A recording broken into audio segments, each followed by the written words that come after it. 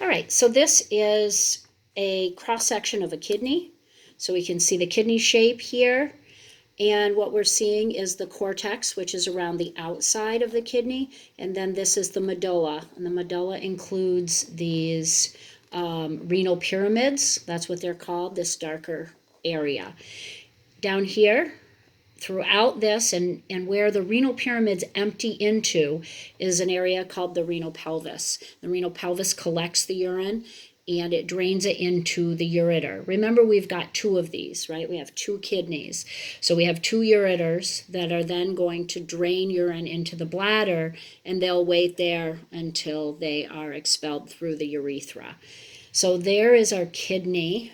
And let's turn the model this direction. And I think you can see this is representative of what's here. They're making this larger. And so we'll see it actually close up, and we'll see one individual one. This is kind of several that are intertwined.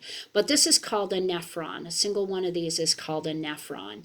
And so this is in the renal pyramid, in the medulla, and then this part is in the cortex. So let's move over here and look at this one. And this is one individual one, and I recognize that it gets a little confusing here.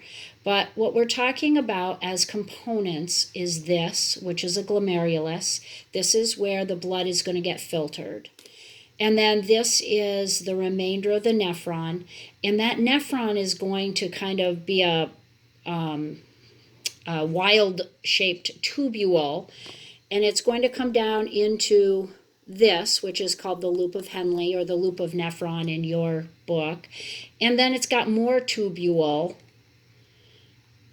And eventually it's going to get to this, which is called a collecting duct. And the collecting duct is going to collect the completed urine. So let's look a little bit closer at how that happens. And what we're seeing right here is the glomerulus. And the glomerulus has a ball of capillaries within it. So this vessel here would be arterial blood, and it would be bringing in the blood into this ball of capillaries. And these capillaries are porous, so it's sort of like a sieve, or a what you use in your kitchen when you make spaghetti. So what's going to happen is a lot of the water in the plasma is going to go out and into this capsule. This capsule is called the Bowman's capsule, or the glomerular capsule, and that's going to contain all of the substances that come out of the blood. But also, things that come out are things that are small. So if you think of your spaghetti, the spaghetti is going to stay in there, right, because it's larger, but anything smaller that can go through the holes or the pores is going to end up collected. And that's what's collected here, right? So the things that are collected are small. So things like cells should not come out of the blood. They should stay in the blood vessel. They're too big.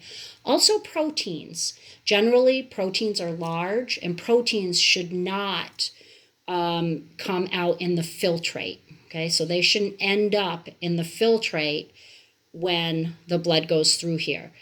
But other things, small things like glucose, for example, and ions like potassium and sodium and chloride and water, all of those things are going to come out, and they're going to be collected in this capsule.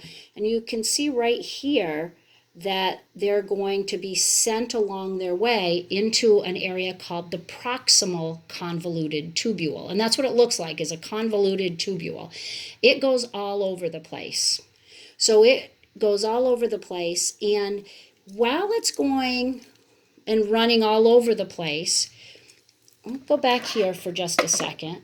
Notice, and our white, our yellow here is our proximal convoluted tubule, and notice that our blood vessels are running around the tubules.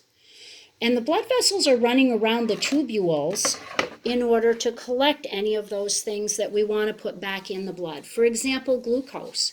We don't want glucose, which is our energy source, we don't want that to end up in urine, going out in our urine. So we want to recollect that. And that's going to be recollected in our proximal convoluted tubule. Then we're also going to collect other things like ions that we need. We're going to control our acid-base balance partially in this area, okay, by bringing back in components that we need to maintain homeostasis. Then after we've gone through the proximal convoluted tubule, we're going to go into what's called the loop of Henle. And more reabsorption is going to occur. And that's what this is called. This is called tubular reabsorption. And then as we're reabsorbing all this stuff,